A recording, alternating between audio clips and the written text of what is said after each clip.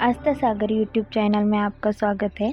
अध्याय 24वां, भस्म धारण की महिमा। सूत जी ने कहा, हे ऋषियों, अब मैं तुम्हारे लिए समस्त वस्तुओं को पावन करने वाले भस्म का महात्म्य सुनाता हूँ। भस्म दो प्रकार की होती है, एक महाभस्म और दूसरी स्वल्प भस्म। महाभस्म के भी अनेक भेद है। यह 3 प्रकार की होती है, श्रोता, स्मार्त और लौकिक। श्रोता और स्मार्त भस्म केवल ब्राह्मणों के लिए ही उपयोग में आने योग्य है। लौकिक भस्म का उपयोग सभी मनुष्यजन कर सकते हैं। ब्राह्मणों को वैदिक मंत्रों का जाप करते हुए भस्म धारण करनी चाहिए तथा अन्य मनुष्य बिना मंत्रों के भस्म धारण कर सकते हैं।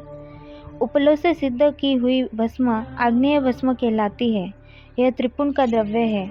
अन्य यज्ञ से प्रकट हुई भस्म भी त्रिपुंड धारण के काम आती है।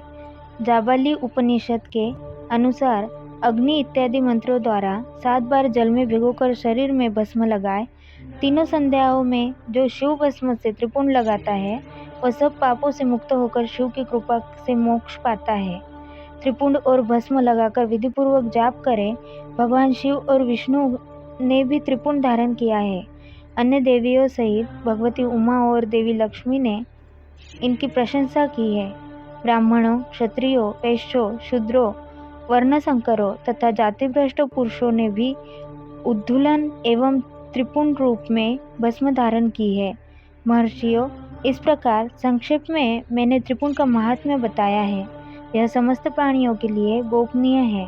ललाट अर्थात भौहों के मध्य भाग में भौहों के अंत भाग जितना बड़ा त्रिपुंड ललाट में धारण करना चाहिए।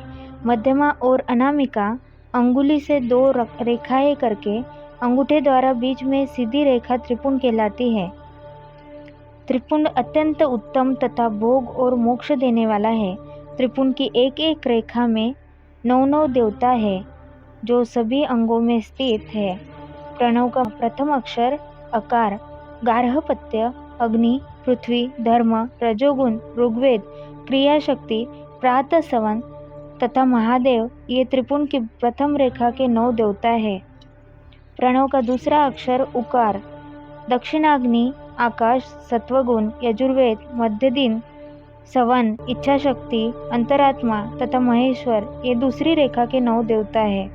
प्रणव का तीसरा अक्षर मकार, आहवनीय, अग्नि, परमात्मा, तमोगुण, द्युलोक, ज्ञान शक्ति, सामवेद, तृतीय सवन तथा शिव ये तीसरी रेखा के 9 देवता है।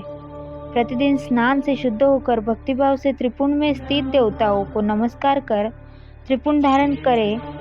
भोग और मोक्ष दोनों की प्राप्ति होती है। भस्म को 32, 16, 8 अथवा 5 स्थानों में धारण करे। सिर, माथा, दोनों कान, दोनों आंखें, नाक के दोनों नथुनों, दोनों हाथ, मुंह, कंठ, दोनों कान, कोहनी, दोनों भुजदंड, हृदय, दोनों बगल, नाभि, दोनों अंडकोश, दोनों उरु, दोनों घुटनों, दोनों पिंडली, दोनों जांघों और पाँव आदि 32 अंगों में क्रमशः अग्नि, वायु, पृथ्वी, देश, 10 दिशाएं, 10 द्वीपाल, 8 वसुंधरा, ध्रुव, सोम, आम, अनिल, प्रातःकाल इत्यादि का नाम लेकर भक्तिभाव से त्रिपुंड धारण करे अथवा एकाग्र चित्त हो 16 स्थान में ही त्रिपुंड धारण करे।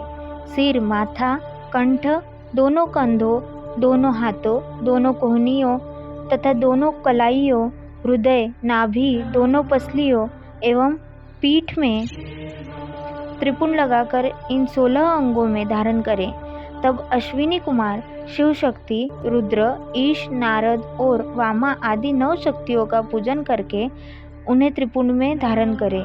सिर, बालों, दोनों कान, मुंह, दोनों हाथ, हृदय, नाभि, उरुयुगल, दोनों पिंडली एवं दोनों पाँवों इन 16 अंगों में क्रमशः शिव, चंद्रमा, रुद्र, ब्रह्मा, गणेश, लक्ष्मी, विष्णु, शिव, प्रजापति, नाग, दोनों नाग कन्या, ऋषि कन्या, समुद्र तीर्थ इत्यादि के नाम स्मरण करके त्रिपुंड भस्म धारण करें।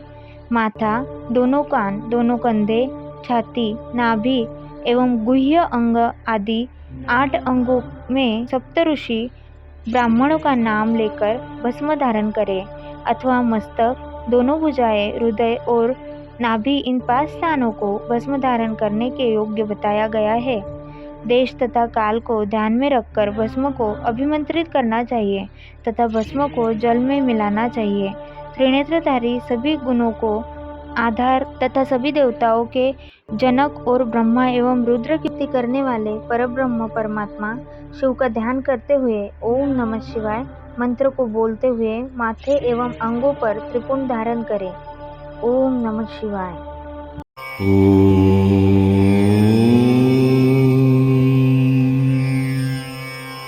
Om